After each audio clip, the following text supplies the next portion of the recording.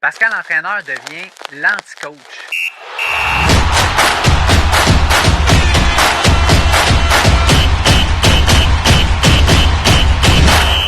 Salut la gang, c'est l'anti-coach. J'espère que vous allez tous bien. Aujourd'hui, capsule technique. On va rentrer dans les détails. Juste avant de commencer, pour ceux qui ne me connaissent pas, vu que c'est les premières vidéos que je fais dans mon nouveau setup, ma nouvelle salle d'enregistrement. Pour ceux qui ne me connaissent pas, je m'appelle Pascal Morin. Je suis, on va dire, Pascal Entraîneur. J'ai été connu comme ça les 15 dernières années. J'ai fait un rebranding récemment dans les dernières semaines. Je m'appelle l'anti-coach. Donc, si vous entendez parler de ça avec le petit logo en arrière, c'est moi. Alors, moi, je suis un entraîneur professionnel certifié de niveau 4, détenant le diplôme avancé en entraînement décerné par l'Institut national du sport du Québec, que j'ai eu en 2015. J'entraîne beaucoup des jeunes dans les programmes sport-études et puis aussi des adultes pour des planifications d'entraînement. Donc, au niveau des planifications d'entraînement, ce que j'ai pensé faire comme capsule technique aujourd'hui, c'est une capsule qui va aller un petit peu débroussailler quand un entraîneur au Québec vous approchez un entraîneur pour vous faire une planification d'entraînement. Fait que ceux que ça intéresse de savoir un petit peu la poutine qu'il y a en arrière de ça, les tenants et aboutissants, je suis là pour vous donner de l'information. Fait que moi, si quelqu'un m'approche, dans le fond, cette capsule-là, ça va vous donner l'essence des questions que l'entraîneur se pose par rapport à la personne à qui il parle, puis savoir comment on détermine les objectifs avec la personne. Voilà, bienvenue à cette capsule technique qui est la structure d'un plan d'entraînement. Pour aujourd'hui, cas de figure, on va prendre Suzanne, Roger et Bob. Déjà, quand une personne m'approche pour avoir une planif, la première question que je me pose, que je vais lui poser, évidemment, ça va se clarifier quand on va se parler, c'est quel genre d'objectif a cette personne-là. Donc, je vais classer ça en 3 catégories. La catégorie à Suzanne, qui est là, je m'excuse, j'écris très mal, c'est pas voulu. J'ai vraiment fait de mon mieux. Donc, Suzanne, c'est de compléter une épreuve. Okay? Donc, on a la catégorie de compléter des épreuves. Ah, Pascal, moi, je veux faire l'Ironman, mais c'est mon premier. Fait que je veux compléter l'Ironman, je veux essayer de ne pas finir ses rotules puis d'avoir du plaisir dans ma journée, mais c'est quand même un gros défi sportif pour moi, mais je veux le compléter. Ça peut être Ironman, demi-Ironman, triathlon olympique, ça peut être un 10 km de course à pied, ça peut être une cyclo-sportive en cyclisme sur route, ça peut être un raid en vélo de montagne. Okay? Après ça, on a Roger. Roger, lui, il a un background un petit peu plus sportif, un petit peu plus... lui, il a déjà complété, exemple, des Ironman. C'est un gars qui en a fait peut-être 1, 2, 3, 4. Puis là, Roger veut le finir en 11h30. C'est son objectif. Donc, il a un objectif d'exceller là-dedans par rapport à lui-même. On va dire ça comme ça. Okay? Fait qu'on pourrait dire performer ou exceller, mais par rapport à lui-même. Fait que lui, il sait qu'il l'a rentré en 12h, 12h30 à Cozumel, puis là, il s'en vient à Tremblant faire le 140.6, puis là, il veut faire 11h ou 11h30. Fait que c'est notre deuxième catégorie d'objectifs. Troisième catégorie d'objectifs avec Bob. Bien, Bob, lui, il est dans la catégorie, je ne sais pas moi, en vélo de montagne, on va dire ma catégorie maître sport ou maître expert, puis 35-44, puis il veut faire top 5. Okay? Ça peut être également triathlon groupe d'âge, raid groupe d'âge, ça peut être aussi en course à pied, ça n'a pas d'importance. Mais Bob, on voit qu'on a un travail supplémentaire au niveau spécifique à aller faire avec Bob qu'avec Roger, qu'avec Suzanne. Donc, déjà là, on catégorise en ces 3 catégories-là. Ça nous permet déjà de faire un premier draft sur de quelle façon on va travailler avec la personne. OK? Donc, ça répond à la première question, à qui je parle. À qui je parle aussi vient avec à qui je parle, ça fait combien de temps que tu n'as pas fait de sport? Est-ce que tu as continué de faire du sport? Est-ce que tu es en plein dedans et tu as besoin de structurer ça pour aller atteindre ton objectif? Ça m'amène à dire, bon, le rapport objectif, donc ton objectif, par rapport au niveau que tu as. OK? Donc, exemple, Suzanne a peut-être déjà complété des demi-Ironman, mais n'a jamais complété un Ironman. Mais si Suzanne me dit, j'ai complété un demi-Ironman en 2018, puis là, je veux compléter le Ironman en 2025, puis je n'ai pas fait grand-chose entre les deux, ça se peut que le discours change de Suzanne a complété 3 demi-Ironman en 2023, puis veut compléter son Ironman en 2024. OK? Donc, là aussi, donc c'est quoi le rapport de son objectif à elle par rapport à son niveau actuel? OK? Si on prenait ça, exemple, mettons pour Roger, bien, c'est certain que si je parle à un Roger, je m'attends quand même qu'il n'a pas arrêté pendant 4 mois dans l'année. Il n'a pas arrêté de s'entraîner pour une longue période. Il est encore dedans, il est encore chaud. On peut repartir à un certain stade puis commencer à avoir une bonne préparation physique générale, mais relativement déjà avancée, pour tomber assez dans le spécifique. On va y revenir un petit peu plus tard. Et puis Bob, qui est un performeur, lui, mais Bob, lui déjà, il performe présentement. Il a besoin d'être encadré, il a besoin d'avoir une personne qui a beaucoup d'expérience, qui va être capable d'aller répondre à ses attentes, répondre à ses besoins. Bob, normalement, c'est une personne qui est assez picky, c'est une personne qui a des demandes assez précises et ça prend un bon background d'entraîneur pour être capable d'amener Bob à un autre niveau. OK? Il y a une réalité qu'il faut comprendre là, quand Bob vient nous rencontrer. OK? Donc, rapport objectif-niveau, ça, c'est déterminé. Après ça, la poutine interne, en réalité, qu'est-ce que je veux dire par là? C'est Suzanne, Roger puis Bob font affaire avec un entraîneur personnalisé, comme moi, comme un autre, pour finalement personnaliser son entraînement. Hein? C'est un entraînement personnalisé. Donc, ce qu'on veut, c'est on veut aller se mouler à l'individu. Fait que notre job, nous, comme entraîneurs, c'est d'être capable de faire une planification d'entraînement avec la réalité à Suzanne. Si Suzanne, exemple, elle est retraitée parce qu'elle était entrepreneur, elle a vendu son entreprise, elle a pris sa retraite à 45 ans, puis elle a autant de temps qu'elle veut pour s'entraîner, mais probablement que ça va être différent peut-être de Roger, je ne sais pas moi, qui est un entrepreneur, puis qui a encore son entreprise, qui a un horaire de semaine super chargé, qui va peut-être être différent de Bob, qui, lui, je ne sais pas moi, il est avocat ou il est médecin, puis, tu sais, il y a un horaire très précise. Donc, à ce moment-là, bien, c'est ça, la poutine interne versus la réalité de la personne, c'est d'être capable de dire, bien, tu as combien d'heures, toi, pour t'entraîner dans la semaine? Selon le nombre d'heures que tu as, par rapport à ton objectif, puis par rapport à ton niveau, est-ce que c'est faisable? Est-ce que c'est moyennement faisable ou est-ce que c'est risqué? Puis ça, il faut être en mesure comme entraîneur de le dire.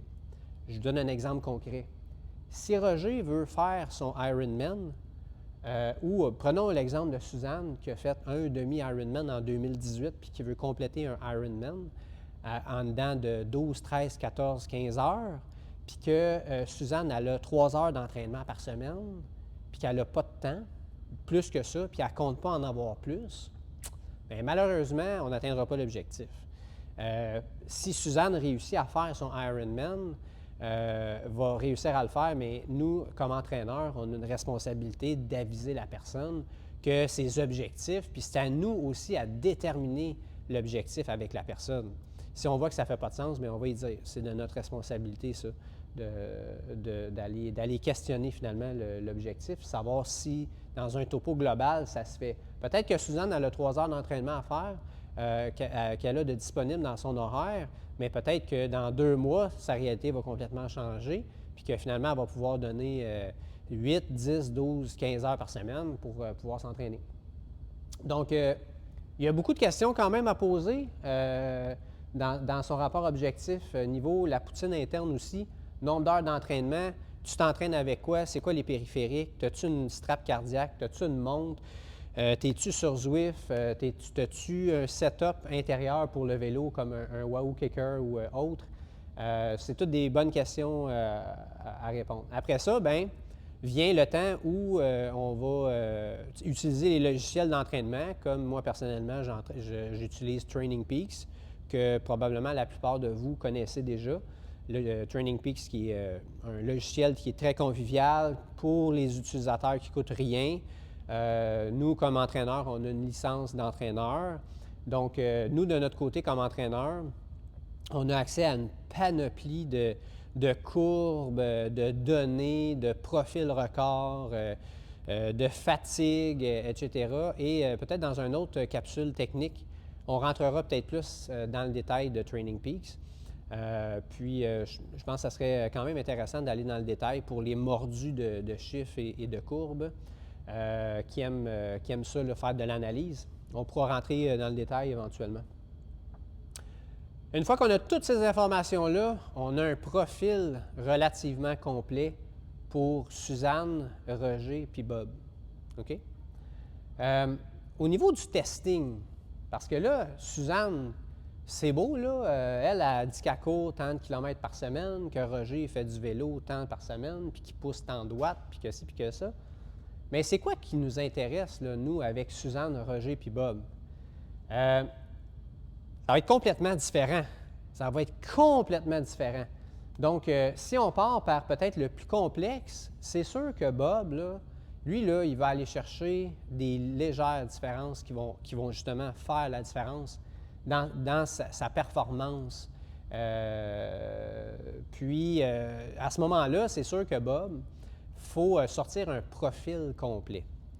Et là, c'est là qu'il faut faire attention. Il y a d'autres capsules que je parlais, tu sais, du fameux testing avec les tests de lactatémie, les tests de VO2 avec le masque. Tu sais, il y a des entraîneurs qui prescrivent ça.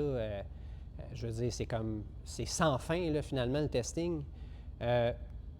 C'est vraiment pas pour tout le monde. Je ne reprendrai pas la capsule que j'ai déjà faite, mais il reste que je pense qu'une erreur qu'on fait beaucoup, les entraîneurs, c'est de travailler un petit peu comme les logiciels travaillent. Donc, si on prend Zwift en vélo, qui est un logiciel d'entraînement pour ceux qui ne connaissent pas, la problématique avec Zwift, c'est que Zwift travaille qu'avec le FTP. Fait que le FTP, c'est quoi? Encore là, pour ceux qui s'y connaissent moins, le Functional Threshold Power. C'est comme si c'est une donnée qu'on a en wattage, par exemple 300 watts, qui représente qu'est-ce qu'on est capable finalement de sortir sur, exemple, 1 heure, okay, sur 60 minutes. Donc, il y a un test qu'on est capable de faire, un test incrémenté. On part à 100 watts, on augmente de 20 watts à toutes les 1 minute jusqu'à explosion. Puis là, Zwift va faire un calcul mathématique qui est relativement simple, qui est de finalement multiplier le dernier palier réussi par 0,75, qui va te donner approximativement ce que tu es capable de pousser sur 1 heure. Okay? Et là, on va prendre cette donnée-là et va l'ajouter dans le logiciel. Donc, exemple, si j'ai pas fait le calcul, mais si j'ai fait mon dernier palier réussi à 380, il va faire le calcul si 75 de 380, c'est 300. Bien, je vais avoir un FTP estimé de 1 heure à 300 watts sur Zwift. Bon. Partant de là, il y en a qui travaillent avec le FTP, qui est 1 heure, ou 20 minutes. Il y en a aussi qui travaillent avec la PMA, la puissance aérobie maximale. La puissance aérobie maximale, c'est un autre outil de mesure. On travaillait beaucoup avec ça dans le passé. On a travaillé longtemps avec la PMA. La PMA, c'est quoi, contrairement aux 1 heure ou 20 minutes là, du Functional Threshold Power? Donc, la PMA, ce serait une capacité de maintenir un certain wattage pendant environ, on va dire, 3 à 5 minutes. Mettons, prenons 4 minutes ou 5 minutes. OK? Donc, mon même individu qui fait le palier à 380 watts a probablement la capacité de maintenir 380 watts pendant 3 à 5 minutes, ce qu'on déterminerait qui serait la puissance maximale aérobie. OK? La problématique avec les gens qui travaillent avec la PMA ou les gens qui travaillent avec le FTP, c'est que c'est un paramètre, OK? On va dire, de la physiologie de la personne de façon globale, OK? Par contre, si la personne a des attributs physiologiques, exemple concret, on a un puncher, on a quelqu'un qui est bon qui a une fibre, là, finalement, plus rapide, puis qui a la capacité à sprinter plus qu'une autre personne. Bien, cet individu-là, quand on va y prescrire des entraînements, on va dire en mode lactique, fait qu'exemple des 30 secondes, bien, si on se fie sur son 1 heure pour y prescrire des entraînements de 30 secondes, il y a un très, très, très gros risque que cette donnée-là soit pas efficace, soit pas bonne.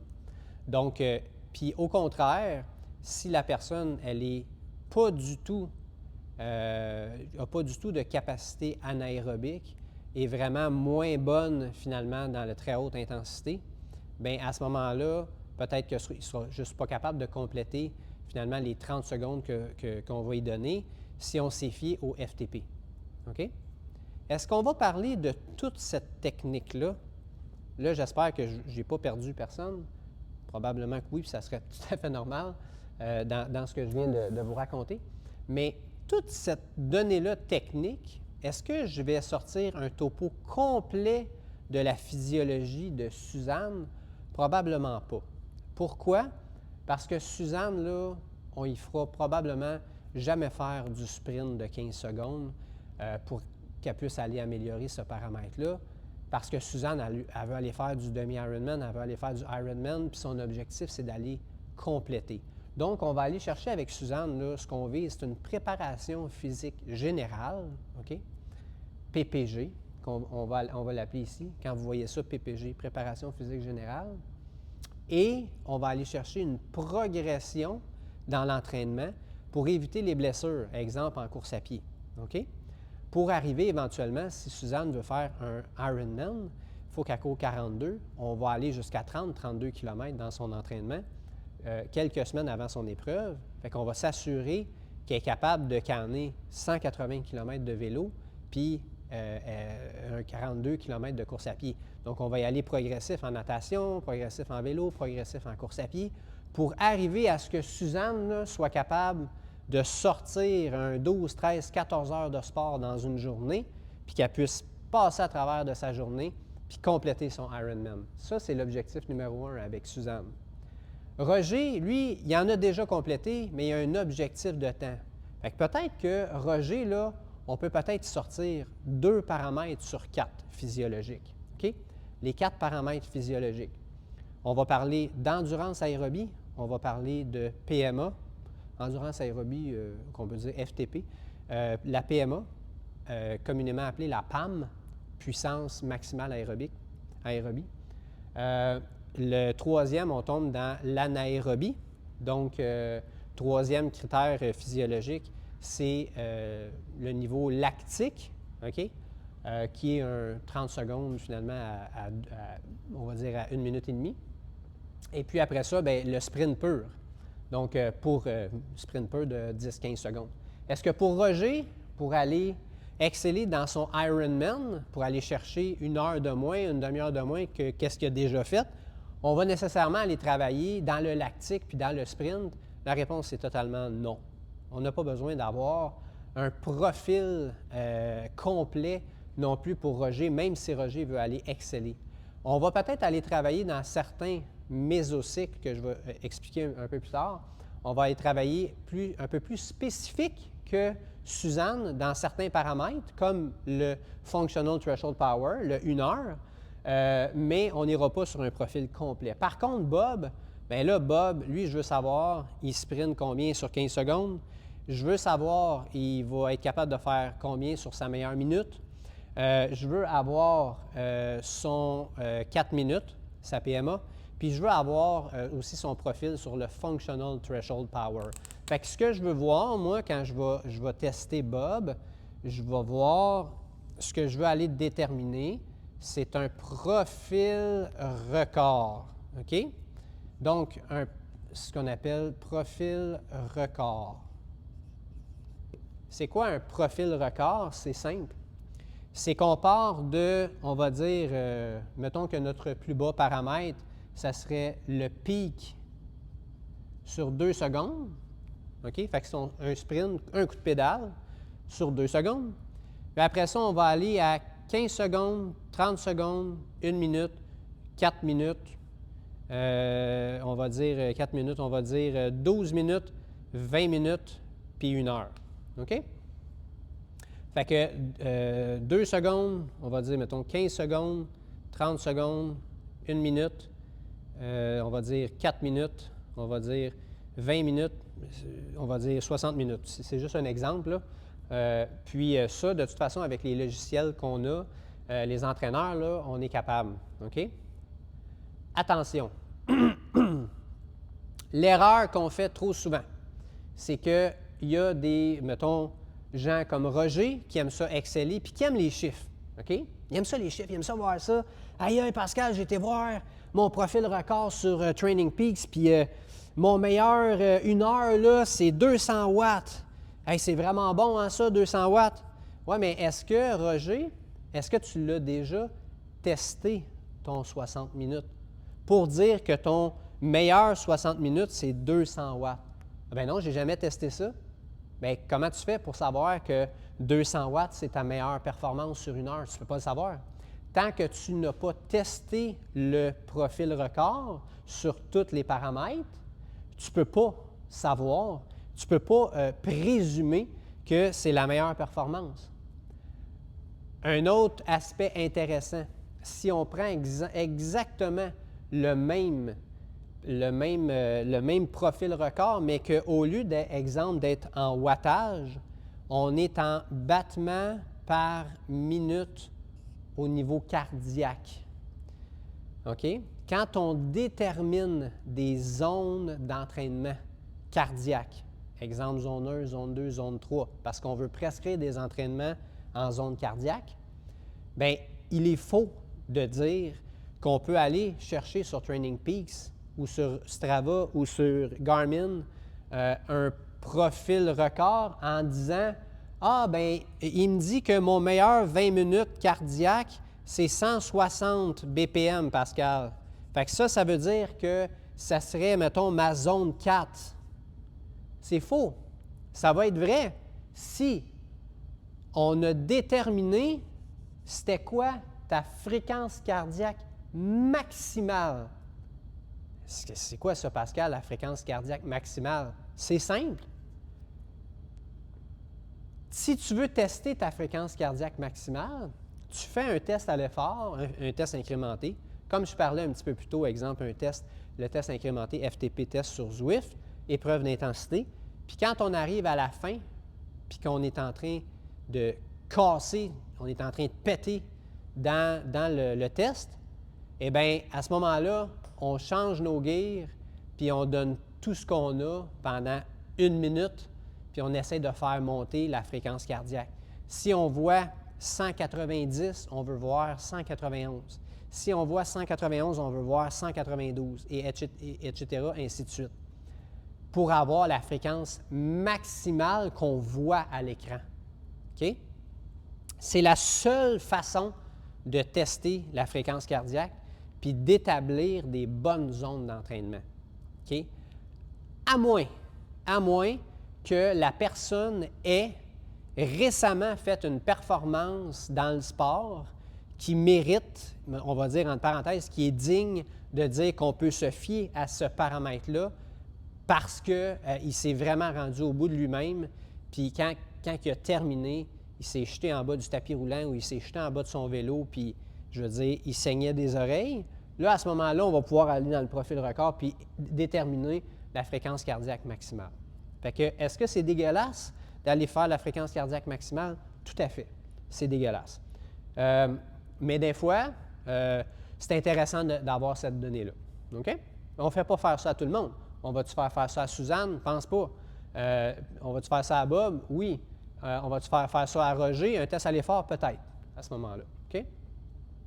Puis peut-être qu'on le ferait faire à Suzanne, mais tu sais, avant de commencer à aller faire du testing, on peut regarder un petit peu les antécédents sportifs, on peut aller dans son profil record, on peut essayer de déterminer, d'estimer un peu la fréquence cardiaque maximale. Puis l'autre affaire, c'est la condition physique de ces gens-là, ce qui permet de faire un test maximal aussi. Information très, très, très importante à vérifier avant de s'engager dans un test comme ça. Donc, c'est ça au niveau du profil record. Alors, en ayant une image finalement du profil record, qu'est-ce que ça fait ça? Puis là, je vais encadrer Bob the Performer. Après Bob the Builder, c'est Bob the Performer. Ça va me servir à quoi ça? Moi, d'avoir un profil. Le profil de Bob. Bien, c'est simple. Je vais juste me faire de la place un peu. Ce que je veux voir, je veux établir une relation. OK? Je veux établir une relation entre ces paramètres. Si un exemple concret, admettons que Bob a une PMA à 400 watts, puis qu'on détermine que la meilleure heure, donc le FTP à Bob, est à 200 watts. C'est exagéré hein, comme paramètre, là. J'espère que ce n'est pas vrai.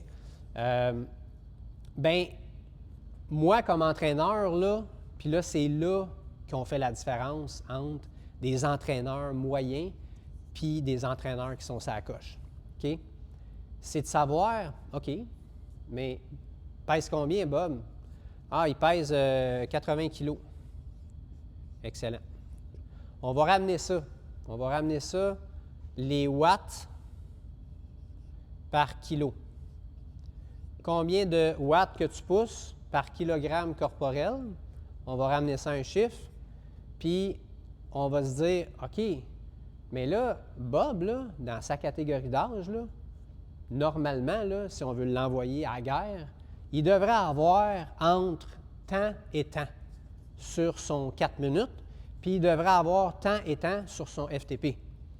OK? Puis ça, c'est de l'information qui se retrouve nulle part. C'est de l'information que, quand ça fait 15 ans que tu entraînes du monde, que tu cumules avec le temps des bases de données, puis là, tu te réfères à tes bases de données, puis là, à un moment donné, tu en as un qui a gagné dans telle catégorie d'âge, il y avait combien de watts au kilo, versus un autre qui est arrivé 10e, il y avait combien de watts au kilo. Puis là, à un moment donné, tu fais une moyenne, puis tu te dis, bien, écoute, Bob, ta PMA, là, est vraiment bonne.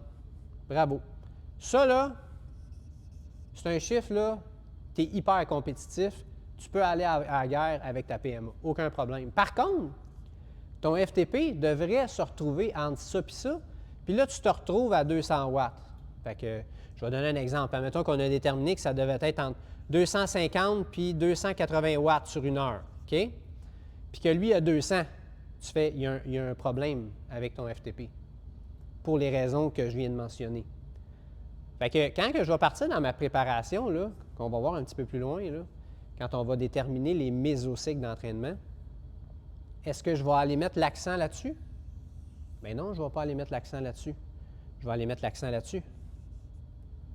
Absolument. Là, je n'ai pas parlé de l'anaérobie, hein, les sprints, etc., mais c'est juste pour faire une petite comparaison, dire, OK, je m'enligne sur quoi? C'est quoi mon topo?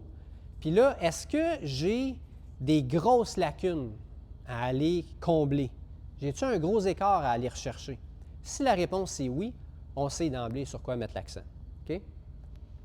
Puis après ça, si on part sur un entraînement qui est axé sur cette qualité physiologique-là, bien, puis qu'on stagne, bien là, il y a d'autres moyens de s'en sortir que on ne parlera pas aujourd'hui parce que là, on tomberait dans le très, très technique. Éventuellement, je pourrais refaire une autre capsule là-dessus, comme comment faire débloquer des paliers d'entraînement, comment faire débloquer des filières énergétiques.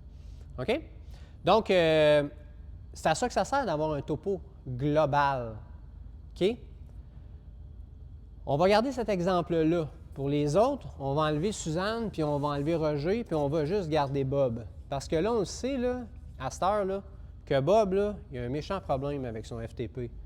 OK? Il faut aller combler ça. Fait que là, j'ai parlé à Bob, on a déterminé nos objectifs, j'ai déterminé un nombre d'heures d'entraînement, les journées qu'il est capable de s'entraîner, qu'il n'est pas capable de s'entraîner, et là, le jour J.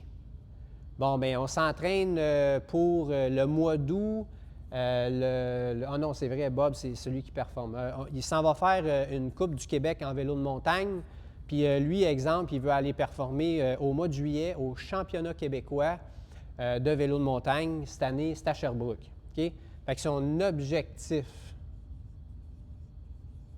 c'est Sherbrooke. Là, on parle de Bob, mais Bob, c'est particulier, là. Parce que Bob, c'est un performeur, OK? Puis Bob, lui, là, bien, il y a 12 courses dans l'année. Il n'y en a pas juste un. C'est pas un Ironman qui dure 12 heures. C'est des courses qui vont durer 1h15. Fait que lui, là, à toutes les fins de semaine, pendant l'été, il est parti avec sa roulotte, puis il fait des compétitions, puis il s'en va faire les championnats québécois à Sherbrooke. OK? Sherbrooke, qui est au mois de juillet. Ça, là, tout part de là. Tout part de là. Erreur que les entraîneurs font, ils vont dire, bon, bien, on tombe ici, là. Ça, c'est mon timeline, OK? Ça, c'est mon jour où je commence à m'entraîner. Puis ça, c'est le jour où je vais tomber dans ma transition. Ma transition, c'est quoi? C'est ma fin de saison, OK? Et puis là, première compétition de l'année, qui est ici. Mais là, Bob, lui, il va dire à l'entraîneur, il va me dire, mais non, Pascal, moi, là, j'ai Mont-Tremblant ici, là, qui est tôt en saison, là. Moi, c'est là que ça commence mes courses, fait que je veux performer. OK, Bob, mais tu veux performer à Mont-Tremblant? Ouais. Puis la prochaine, qui est à Baie-Saint-Paul, je veux performer aussi. Puis après ça, ton Sherbrooke, je veux performer aussi. Puis après ça, les mercredis Terrebonne, je veux performer aussi. Mais Bob, ça se peut pas. Tu peux pas. On peut pas une planification d'entraînement. Ce qu'on appelle, c'est peut-être pas nécessairement pour un an, mais c'est une planification annuelle d'entraînement. C'est comme ça qu'on travaille avec les gens. Que ce soit des athlètes comme Bob ou que ce soit des gens qui veulent compléter des distances, on fait une planification d'entraînement, OK, annuelle. Bon. Fait que, et c'est important de comprendre que, écoute, c'est la même affaire pour les gens qui sont en Coupe du Monde ou qui sont dans un processus olympique. Ils ont un pic de performance dans l'année, 2 pics de performance dans l'année qui sont relativement collés, mais ils n'en ont pas 12 pics de performance dans l'année. Pourquoi? Vous allez comprendre. C'est facile à comprendre. Vous allez voir, vous allez comprendre tout de suite. OK? Fait que, on va effacer ça ici. Mon jour J. OK? Mon A. Fait que ça ici, là, c'est Sherbrooke. C'est mon objectif A. Tu as des objectifs A, tu as des objectifs secondaires qui sont B. Comme exemple ici, lui, c'est A, championnat québécois. B, les Coupes Québec. Puis C, les mercredis de Terrebonne, qui est une course régionale de vélo de montagne. OK? On part du A, puis on détermine un nombre de semaines jusqu'à cette épreuve-là. C'est pas vrai, mais on a déterminé qu'on a 40 semaines d'entraînement. OK? Bien là, comme entraîneur, là, c'est là la préparation, finalement, de notre planification d'entraînement, c'est là que ça se passe. Avec les 40 semaines, on se fait ce qu'on appelle des mésocycles. Un mésocycle, c'est une série de microcycles. Microcycle, c'est une semaine. Fait qu'on détermine un nombre. Un mésocycle, c'est un nombre de semaines qu'on a prédéterminé à l'avance. Mais on peut avoir un mésocycle de 2 semaines, de 3 semaines, comme on peut avoir un mésocycle de 8 semaines. C'est l'entraîneur qui le détermine. Fait que là, moi, pour l'exemple, on a 40 semaines. Bien, 40 semaines, 8 fois 5, 40, fait qu'on peut faire 8 mésocycles de 5 semaines. OK? Fait que mésocycle de 5 semaines, on a 8 mésocycles on a 5 excusez-moi. On va faire 5 mésocycles, ça va être plus ça, 5 mésocycles de 8 semaines, OK? C'est assez rare qu'on fait des mésocycles de 8 semaines, là. Normalement, c'est entre 4 et 6, là, grosso modo, mais c'est pas grave, c'est pour l'exemple. 5 mésocycles de 8 semaines, OK? Donc, on part de notre jour 1, qui est la semaine prochaine. Bob, lundi, là, demain, là, on est dimanche. Demain, il commence sa semaine d'entraînement avec Pascal. Et puis, il commence dans le mésocycle numéro 1. OK? Et là, ces mésocycles-là, il faut leur donner un nom. Hein? De façon logique, quand un athlète, quand une personne commence à s'entraîner avec toi, tu as un certain nombre de semaines qu'on appelle préparation physique générale. OK? Fait que c'est sûr que le premier mésocycle, c'est préparation physique générale. OK? Surtout quand on a 40 semaines. Le dernier mésocycle, là, finalement, j'en ai mis un 6e qui s'appelle la transition parce qu'on est à la fin de saison. Là, on est arrivé ici. Là, OK? Fait que tout ce qui est là, ça s'appelle la transition. Repos annuel, whatever, machin truc. Fait que, on a la transition. OK? Mon dernier mésocycle, finalement, bien, c'est mon mésocycle de compétition. Fait que, on va dire que mon mésocycle de compétition, c'est ça ici. OK? On peut avoir un mésocycle de compétition, 2 mésocycles de compétition qu'on aura prédéterminés à l'avance. Fait qu'on a compétition. Qu'est-ce qui vient avant les compétitions? Pré-compétition. OK? Fait que tout ce qui vient ici, c'est le mésocycle de pré-compétition. Qu'est-ce qui vient avant le pré-compétition? C'est des mésocycles de travail spécifiques. On va être vraiment spécifique, exemple, avec Bob, sur ce qu'on disait tantôt, sur notre FTP. OK? Puis là, ici, j'ai marqué spécifique 1, spécifique 2. Fait que j'ai décidé, moi, de travailler 2 mésocycles de 8 semaines, OK, sur du spécifique. Est-ce que mon mésocycle 1 de spécifique, que je vais travailler mon FTP, ça veut dire nécessairement que mon spécifique 2 va être aussi le FTP? Peut-être. Avec l'exemple que je vous ai donné tantôt de Bob, probablement qu'on mettrait 2 mésocycles de FTP. Mais quand j'en ai fait un mésocycle, là, on fait un test au début. Ah, OK, tu as 200 watts. On refait un test après notre 8 semaines. Tu as gagné 100 watts. C'est un exemple. Mais tu as gagné 100 watts, c'est extraordinaire. Donc, à la vue de ce que tu viens de faire, tu viens de gagner 100 watts, est-ce que ton entraîneur va déterminer que tu as encore besoin de travailler le FTP ou tu décides d'aller travailler un mésocycle spécifique puis de revenir, exemple, sur la PMA ou de revenir, tu dis, « Hey, on a vraiment, vraiment gagné. Écoute, on a gagné 150 watts de FTP. Je pense que c'est assez. On devrait peut-être se concentrer sur le seuil lactique. » Pas le seuil lactique, mais on va l'appeler, on va juste l'appeler le lactique, OK? Pour les besoins de la cause. Parce que ça, là, Bob, là, je pense que ça peut vraiment t'aider pour les départs de course en compétition. Fait qu'on va aller travailler un mésocycle de lactique. Donc, on est spécifique lactique. OK? Puis avant ça, bien entendu, les semaines précédant ça, préparation physique générale, on monte dans le volume, on se met en condition, on fait beaucoup de zone 2, vous en avez sûrement beaucoup entendu parler, on développe la zone 2, on se met en condition pour être capable de se donner une base solide pour bâtir nos intervalles, nos intensités de qualité, OK? Pour que nos intensités puissent coller.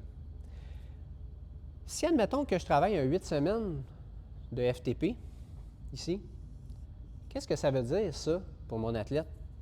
Ça veut dire que pendant les 8 semaines, là, je vais minimalement avoir 2 séances axées sur le FTP dans ma semaine d'entraînement. Et ce, pendant 6 à 8 semaines. Pour avoir des gains significatifs sur une filière énergétique, comme le FTP, il faut minimalement travailler ça 2 fois par semaine.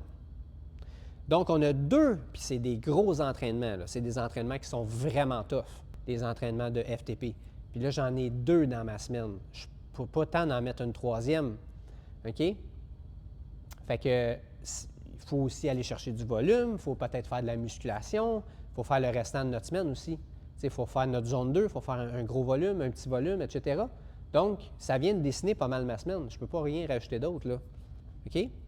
Donc, quand j'ai fini, là, mon 8 semaines de FTP, là, puis que j'ai gagné 150 watts, bravo! Gagné 150 watts, champion du monde. Extraordinaire. Il ne faut pas que je le perde, ce 150 watts-là. Là. Mais là, ça veut dire que pour le maintenir, ce 150 watts-là, ça veut dire que dans tout le reste ici, là, jusqu'à mon début de saison, jusqu'à ma saison de compétition, il va falloir que je maintienne le FTP que j'ai travaillé. Pourquoi? Parce que 3 semaines après que tu ne le travailles plus, finalement, tu commences à reperdre du FTP. Oui, mais Pascal, si tu as décidé dans ton spécifique 2 de travailler de la PMA, là, bien, tu fais des intervalles pareils. Oui, je fais des intervalles de PMA, mais je ne fais pas d'intervalle d'FTP. Donc, je vais commencer à travailler ça. Ça, qu'est-ce que ça fait? Ça va baisser. Bien là, c'est contre-productif. Fait que ce qu'il faut que je fasse, c'est que à partir du moment où tu as travaillé une filière énergétique, il faut que tu refasses une séance de maintien de cette qualité-là par cycle de 7 à 10 jours. Donc, on va exprimer ça à une fois par semaine. Jusqu'à mes compétitions, il va falloir que je fasse une séance d'FTP. En plus, là, on a déterminé qu'il faut travailler la PMA. Fait que je l'ai dit tantôt, pour travailler une filière énergétique puis avoir un gain significatif, il va falloir que je travaille ma PMA 2 fois par semaine, plus ma séance d'FTP. Là, on est rendu à 3 entraînements de qualité par semaine. Est-ce qu'on a de la place pour d'autres choses? Tabarnouche, on a 3 entraînements de qualité à faire dans notre semaine. Il n'y a pas de place pour d'autres choses, là. Là, on rentre dans gestion de la fatigue, on rentre... Puis là, tout ce beau discours-là, c'est tout vrai pour Bob, hein? Mais c'est pas vrai pour Suzanne, puis c'est pas vrai pour... je ne me rappelle plus comment je l'avais appelé, pour Bernard. Là, on est quand même rentré dans le très spécifique avec Bob. Donc, on fait un maintien d'FTP puis de PAM. Oui, mais Pascal, ça n'a pas d'allure, 3 entraînements d'intensité comme ça par semaine. C'est dur, là, ces séances-là. C'est quoi les moyens que tu as comme entraîneur, tu sais, de réduire ça un peu? Bien, réduire ça un peu, ça serait de combiner un entraînement, exemple, de PMA et de FTP, dans le même entraînement. Ça ferait ton maintien de FTP, puis ça travaillerait peut-être un petit peu moins ta PMA, mais ça la travaillerait quand même. Donc, exemple, si on avait cette question-là à se poser, bien, moi, ce que je ferais, c'est que je commencerais par, exemple, je ne sais pas moi, 3 fois 5 minutes en maintien de FTP, puis après ça, j'enchaînerais avec des intervalles de PMA. Donc, comme je dis, c'est qu'on ne peut pas tout faire en même temps. Oui, on va faire notre maintien, fait que ça c'est beau, job done. Mais la PMA, normalement, ça devrait être une grosse séance aussi, fait qu'on la coupe un petit peu. Alors, on comprend très vite hein, que, tu sais, si je reviens à un fait que je disais tantôt, pour avoir un gain significatif dans une filière énergétique, il faut travailler ça 2 fois par semaine à raison de 6 à 8 semaines consécutives pour voir un gain significatif. Donc, si je prends ma période spécifique, hein, c'est 2 périodes. Donc, 2 périodes ici, dans ce cas-là, 2 périodes de 8 semaines. Fait que ça fait 16 semaines de travail spécifique. Mais on a travaillé finalement 2 mésocycles. On a travaillé un mésocycle de FTP, puis on a travaillé un mésocycle de PMA.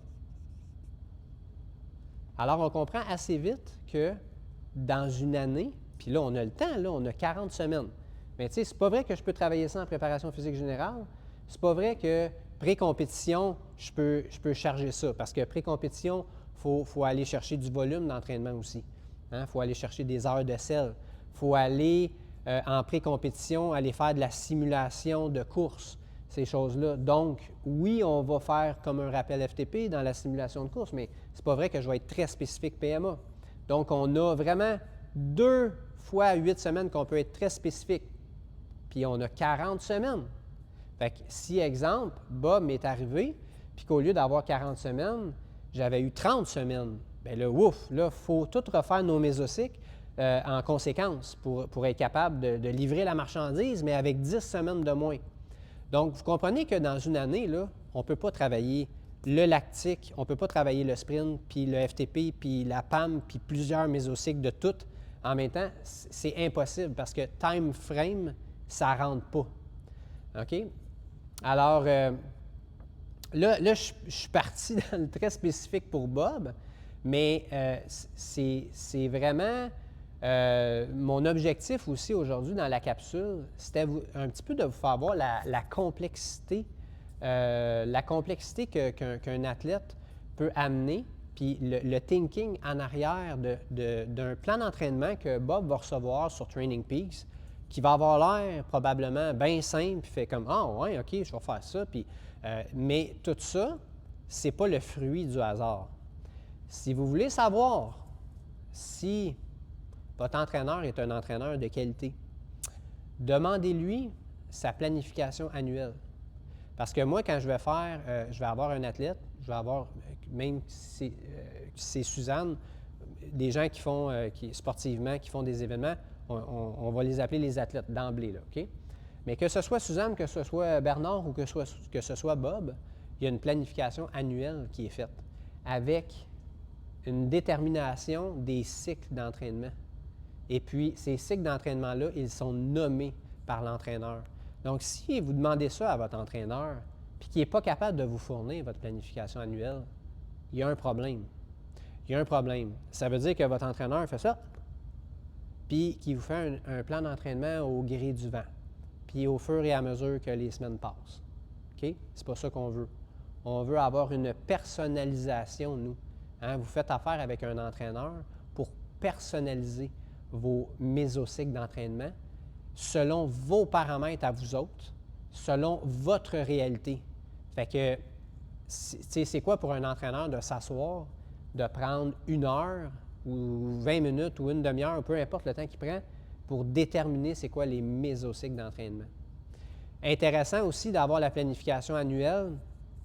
Moi, souvent, je le fais directement sur Training Peaks, là, le ATP que vous voyez en haut, c'est Annual Training Plan. Donc, ça, je ne le fais pas nécessairement pour tous les athlètes que j'ai, le Annual Training Plan de cette façon-là. Je vais surtout l'utiliser, dans tous les cas, je fais une planification annuelle, mais je vais surtout l'utiliser chez un candidat comme Bob, où est-ce qu'il faut qu'on soit très spécifique.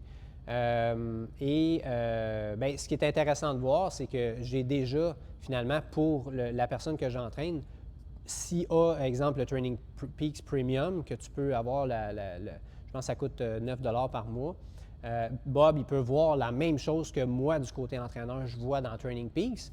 Fait qu'il peut aller voir son Annual Training Plan, puis il va pouvoir voir, semaine après semaine, ça va être quoi sa charge d'entraînement.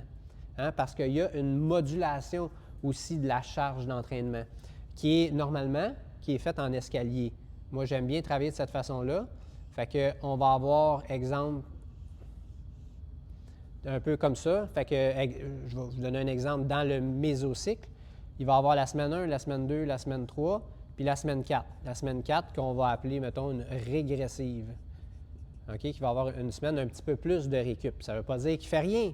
Il va faire des intervalles pareils, mais la semaine va être un petit peu plus légère pour te permettre de récupérer. L'autre aspect, l'autre point très important qui vient dans la personnalisation de notre entraînement avec l'athlète qu'on a, c'est ce qu'on appelle l'entraînabilité. OK? C'est quoi ça, l'entraînabilité? Bob, là, est-ce qu'il est capable d'aller chercher beaucoup de volume d'entraînement, beaucoup de qualité, et il ne sera pas fatigué? Il va être peu fatigué, moyennement fatigué, ou il va être très fatigué avec les charges d'entraînement qu'on lui donne? C'est avec l'expérience. Tu sais, moi, quand j'embarque avec une personne pour une planification d'entraînement comme Bob, ça veut dire c'est un athlète qui va probablement perdurer dans le temps, qui va faire chevaucher les saisons de compétition. Alors, c'est un développement que je fais avec Bob. C'est une relation qu'on va aller créer ensemble, puis avec le retour qu'il va me donner, je vais être capable de déterminer est-ce que Bob a une entraînabilité faible, moyenne ou élevée. Puis à ça, bien, c'est là que prend tout son sens. T'sais. Quand vous êtes plusieurs à me le nommer en privé sur les réseaux sociaux, moi j'ai l'impression que mon coach fait juste du copier-coller. Bien, ça se peut qu'il fasse du copier-coller parce qu'il y a la possibilité sur Training Peaks de se créer, exemple, un entraînement de vélo, exemple de demi-Ironman ou Ironman sur 42 semaines ou 52 semaines. Puis là, dépendamment de quand Lucien va l'approcher, bien, si Lucien il l'a approché puis qu'il reste 38 semaines sur les 42 semaines ou les 52 semaines, bien, l'entraîneur va juste prendre Lucien, le mettre dans Training Peaks, puis là, il va lui donner finalement les 38 semaines qui restent à compléter à partir de la semaine 38 sur 52.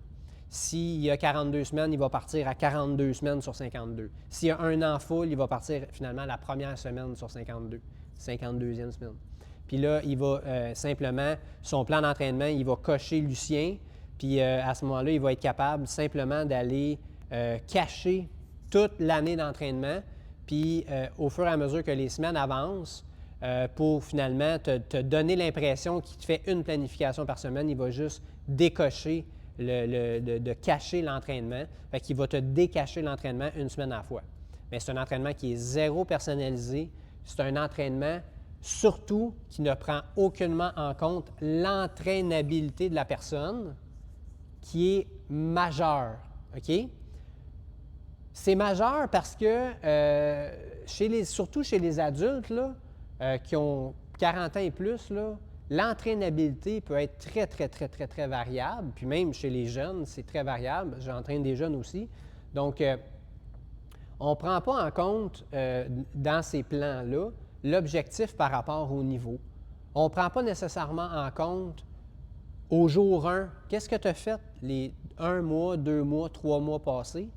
On ne prend pas ça en compte non plus, et l'entraînabilité non plus. Fait que ça, c'est super dangereux. Risque de blessure, risque d'épuisement, de fatigue, d'écœurantite. Tu sais, ne serait-ce que, exemple concret, mon frère a fait le Ironman en 2005 à Lévis, qui n'était pas la bannière Ironman, mais qui était la distance Ironman à Lévis. Puis, il était dans l'armée, il a été dépêché en Afghanistan, tout ça. Il n'a pas eu tant le temps de s'entraîner. Il est arrivé à Lévis, il a fait le Ironman, il l'a complété, mais il n'en a plus jamais refait d'autres. T'sais.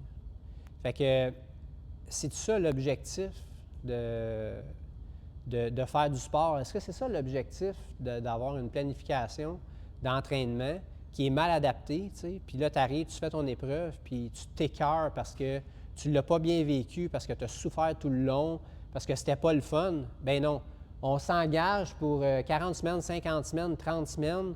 On s'engage dans notre horaire, dans notre vie familiale, les enfants, la maison, le travail, etc.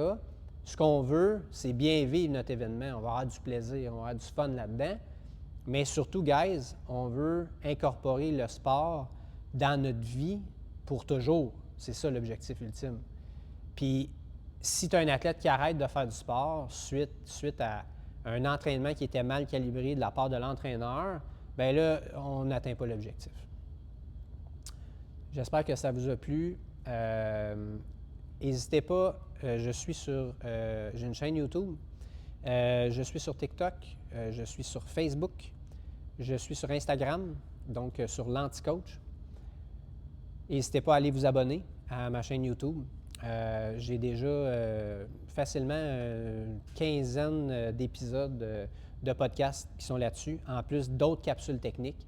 Je suis en tournage présentement, fait qu'il va y avoir plein de nouveaux contenus. Fait que n'hésitez pas à liker, partager, aller vous abonner, ça va m'aider à continuer. Moi, je fais ça pour vous donner de l'information de qualité. J'espère que ça vous a plu, j'espère que c'était pas trop technique pour certains, j'espère que c'était assez technique pour les autres. Sur ce, je vous souhaite une bonne journée. Ciao, guys!